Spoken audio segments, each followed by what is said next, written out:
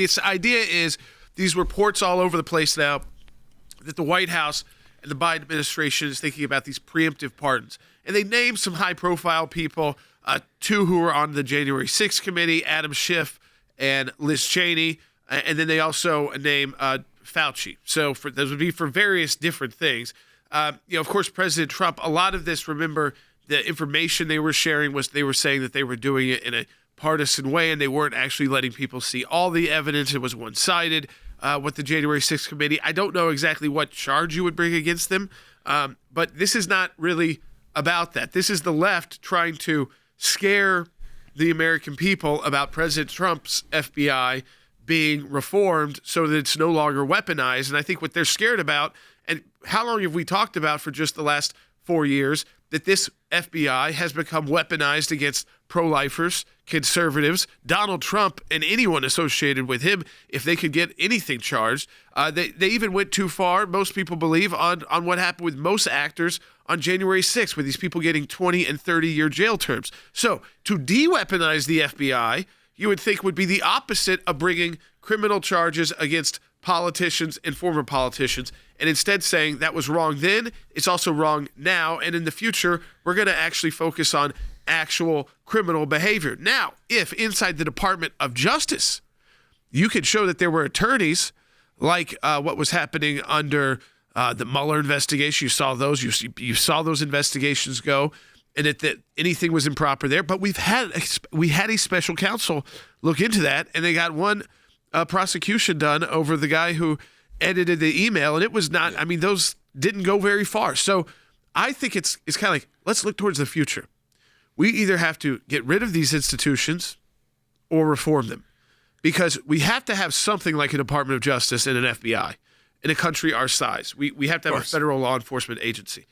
Is it that the FBI is beyond repair? People have talked about that, like with the IRS. There's a new IRS commissioner that's been announced. This is a business guy. He also wants to come in and streamline the IRS and think, hey, is the IRS really doing its job, which is to really be helping the American people follow the rules, file their taxes on time in a way that's simple enough that you don't have to spend thousands and thousands of dollars to file your taxes, to pay your taxes, so that you don't then get bigger tax bills. Because most Americans are just trying to follow the rules. They are not criminals. They just want to follow the law. And the law has become so complicated that you can't really do that on your own. And even if you use an outside specialist, you have to be concerned that they're not even doing it right on their own. So I think there's a lot of issues inside this idea when we talk about a weaponized government than when you talk about de-weaponizing it.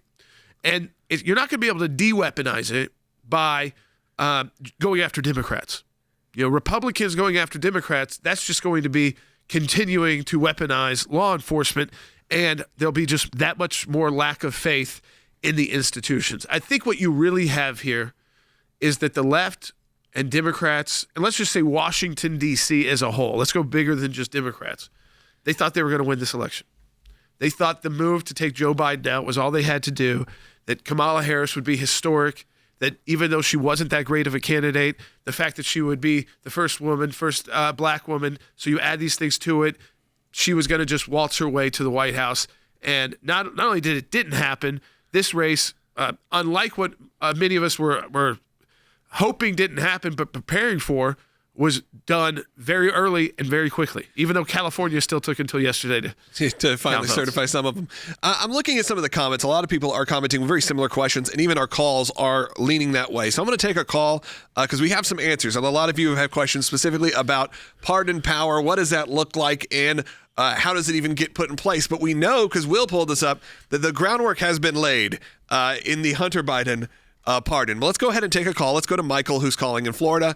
On line 3, Michael, you're on the air. Hey, Michael. Gentlemen, I thought that the reason for a pardon was to pardon someone who was either already found guilty or convicted of a crime. If we're pardoning someone beforehand, are they not basically admitting to guilt? Michael, I think the idea would be that was brought up in the article, that the one reason they may do this kind of quietly and go to people and say, would you like this? Because they do believe that there are a lot of individuals that would not accept the pardon, because of what you just said, Michael.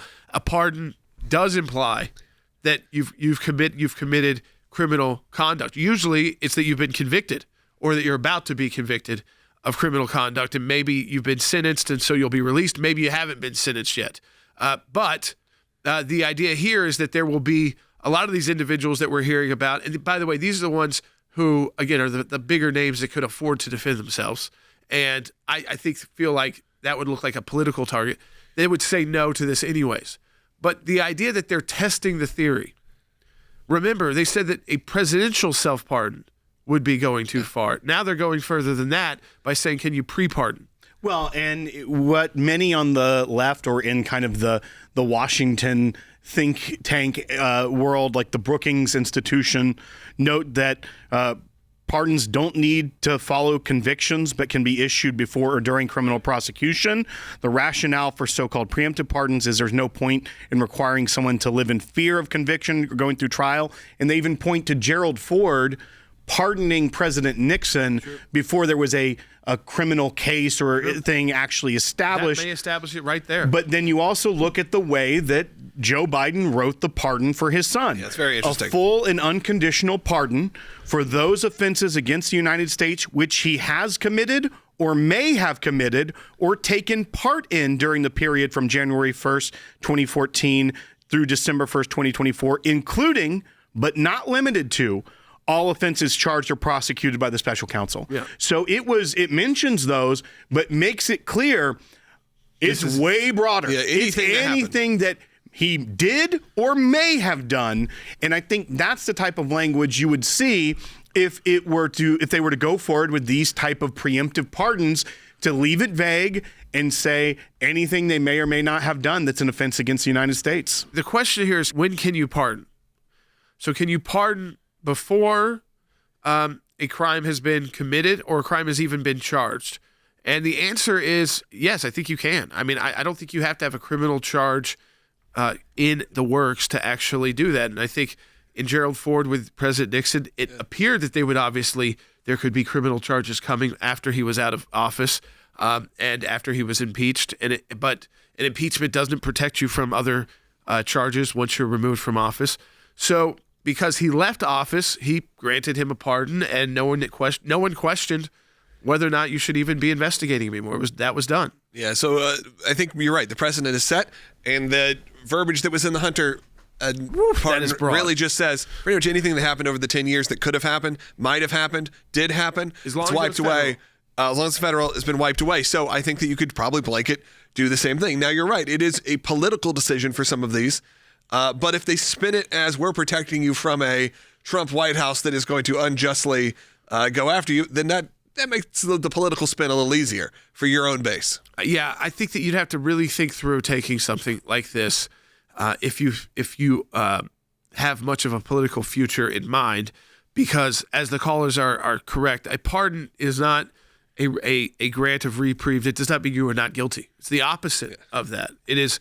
It has nothing to do with your guilt or innocence. It doesn't wipe away that you were convicted of a crime. It just means you won't be suffering the sentencing or the consequences. The consequences of what could come from a prosecution if it's done before, or the sentence that you were given that you will no longer have to serve. So it's a little bit, obviously this is only on federal issues.